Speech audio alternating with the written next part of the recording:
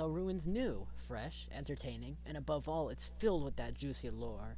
But what really needs explaining is what exactly is going on here, and which ending, if any of them, are canon from Security Breach. Today we'll be going over my thoughts on the game, secrets, and my own mini theories I thought of when looking into this DLC. Before we begin, this video will be filled with spoilers, so if you haven't played Ruin, maybe take a break and play it, and then come back. Have you done it yet? Now? You know what, maybe while you're doing it, you could subscribe. It would really help out the channel. Anyways, moving along, quickly, I have used clips from Bandon and Johnny Gaming in this, so if you want to check them both out, they are both linked in the description down below. Now let's get started with my own thoughts on this game. The game, in my opinion, is incredible. It's got everything: the lighting, the gameplay, the lore, the spooks. I love Ruin more than Security Breach for sure. But I also think Ruin has brought up more questions than answers. Teleportation exists, the Mimic has been trapped for a long time in the basement apparently, and Cassie's a robot. Sorry, I had something stuck in my throat.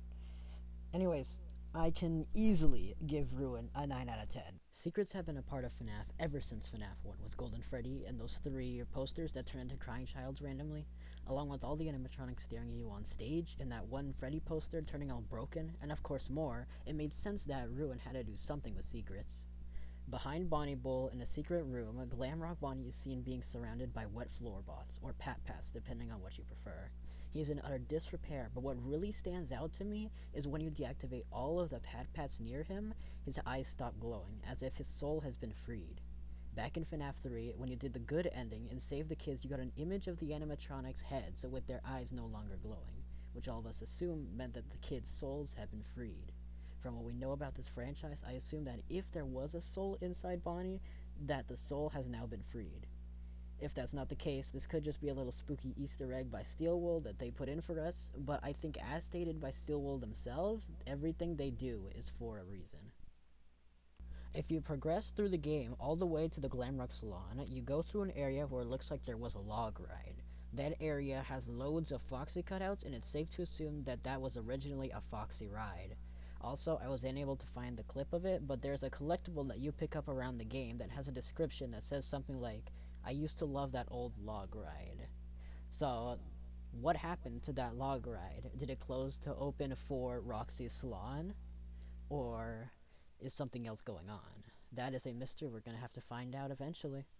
One of the biggest mysteries that turned on everyone's theory switches was not even late into the game. In fact, it was pretty early on.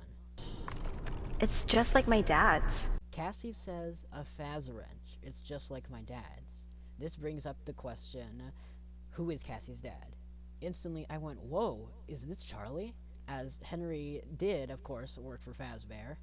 Then I did more thinking. At the time, I remember going through John FNAF's videos and how he mentioned Charlie bots.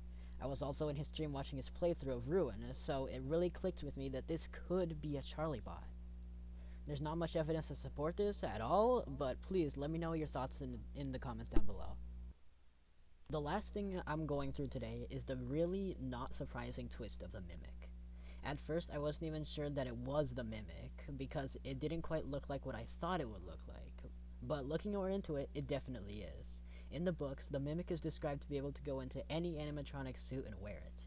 It explained how the Mimic used the big mascot suits exactly like the ones we see in Ruin during the secret ending. I honestly love the Mimic's design in the game, and I think it fits the atmosphere perfectly.